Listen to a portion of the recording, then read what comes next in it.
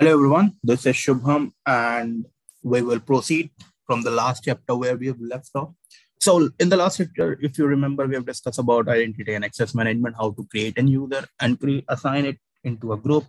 And we have created the group as well and assigned some policies to that particular group, right? That was basic admin policy. This was our user admin sample. Now, the major thing is like new people. I have recommended you guys like not to use root user ever.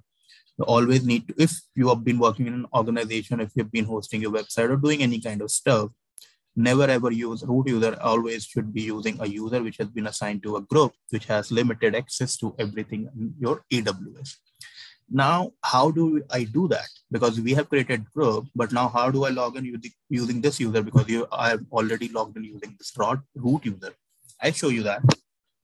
Suppose when you click on sign out, so how do you log into AWS Manager? So this would be your home page. When you click over here, you'll be asked two things, whether you want to do it with root user or you want to go with your IAM user. So over here, I am doing with root user. I enter this extra validation stuff, which asks for your character seen in the image. I enter my password and voila, I am back into what? Our root user management console. Now, a similar thing I need to go with and do with what? The users, with the user I need to do. So over there, you must have seen two options, root user or IAM user. So that is what we're going to log in back using IAM user. It's not a tough task, not a tough job. It's just you need, if you are learning this stuff, you need to open it using what? Incognito or the browser. On dashboard, you can see we have user group, user, two rows we have assigned. This is your user's ID, and this is the alias I've created. You must let's delete it, and what it displays. It displays the same thing, right? The account ID, account alias, and this is your URL. So in the incognito tab, you're just gonna copy this particular URL, go over here, and paste this. Let's paste it. Once you paste in, you'll see your account ID is automatically populated because the URL which you have taken that already holds this, that means this is the unique URL for that particular ID. But if you think this is a digit number, and how many digits are they? 4, 48, 412. This is the tough task. Remember these 12 digits, right? You can create an alias like you do in your coding language. You can create an alias to remember in the better way. You're just gonna go over here, click on it. So I'll give it a name called some name, learning AWS or learning AWS. Let's see whether it is available or not. It is not available. It already exists. So we'll say sample learning AWS. Let's see whether it is available or not. It should be unique. It is available. So now this is the alias of your particular this particular user which we have created. Now you see the URL has also been changed, right? Now when you copy this URL and go over here in incognito, you paste it, it will be populated with your alias ID. This is what I'm going to show you.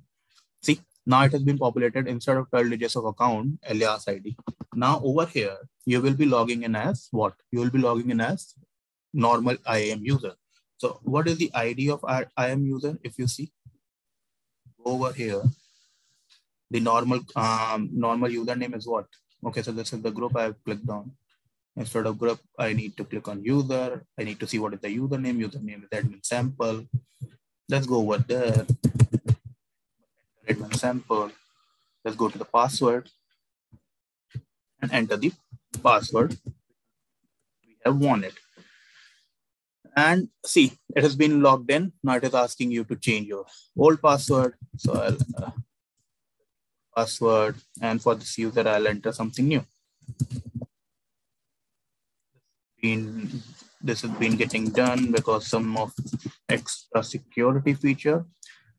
I have done confirm password change and password must have been changed, but it's not. I'll enter it back again.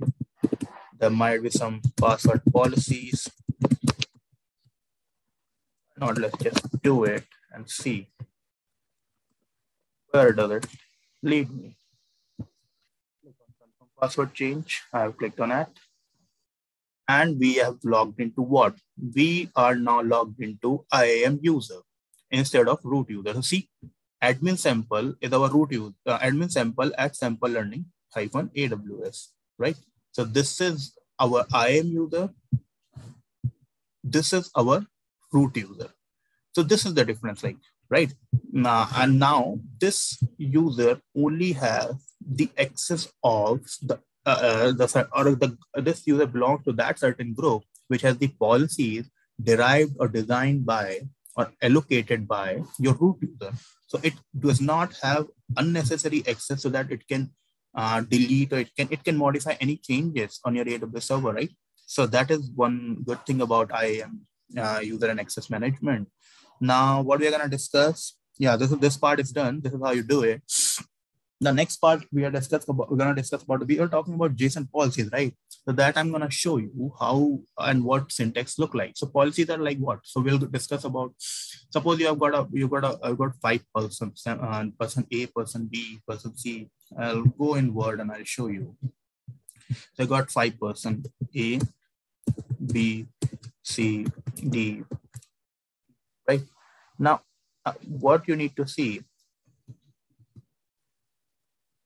person A and B are in dev, in developer. Person C and D are in test group. However, and person E is product. So these are the groups that they have been assigned to. So AB needs to be assigned with developer group, CD needs to be assigned with test group, and product owner is inline alone product owner group, right? However, so this is what the policy is. Like policy is like, suppose for AB, you need to assign this policy so that they can access dev related stuff, CD can access test related stuff, E can access product owner related stuff. However, if you see, A and C are lead, A are double lead, C are test lead. So they should also be having a separate group. They might have a separate group. So A and C can also overlap and create another group, C, lead group, right? So this is what policies means. Policies means like you assign some kind of access management, some kind of access to those particular people. And how do you do that? You create a group with those certain policies, and with those certain policies effect on how many users, these many users you decide. So this is what policy means. And how do we do with JSON? So this is one sample JSON I have over here. It's not complicated, just it looks.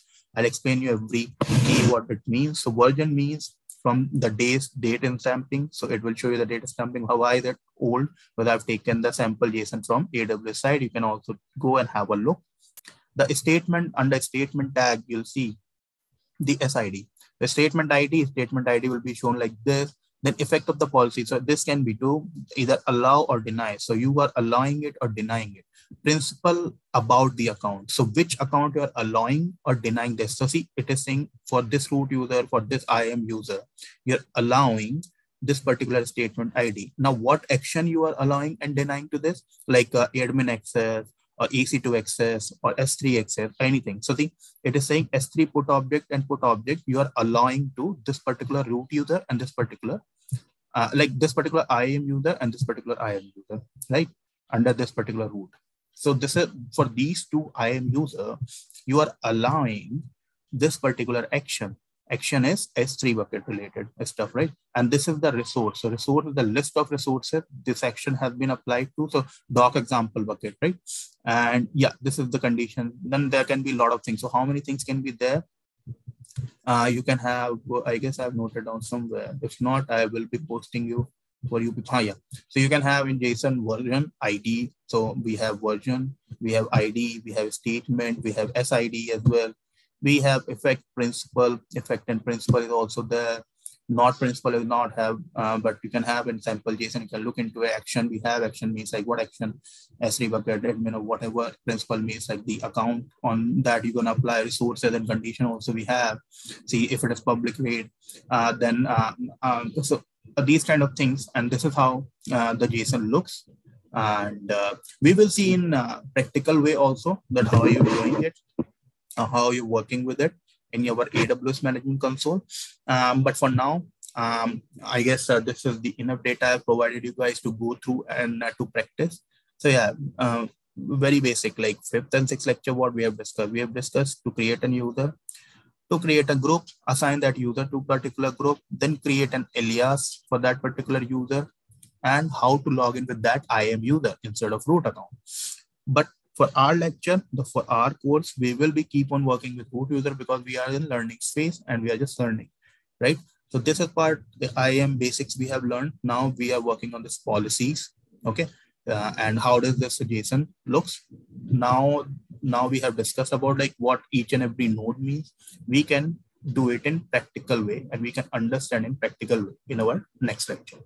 Till that time, keep learning and keep practicing, because practicing would help. Previously also, I used to just go through the videos and I was keep on forgetting stuff. So I started practicing and it is helping me a lot. So I'll recommend you create an account and just start practicing. It's pretty simple, pretty easy. It's not a very complicated thing. And the more you will practically do it, the easier it would be for you. And yeah, that's pretty much it. Please drop your feedback, and till that time, thank you so much.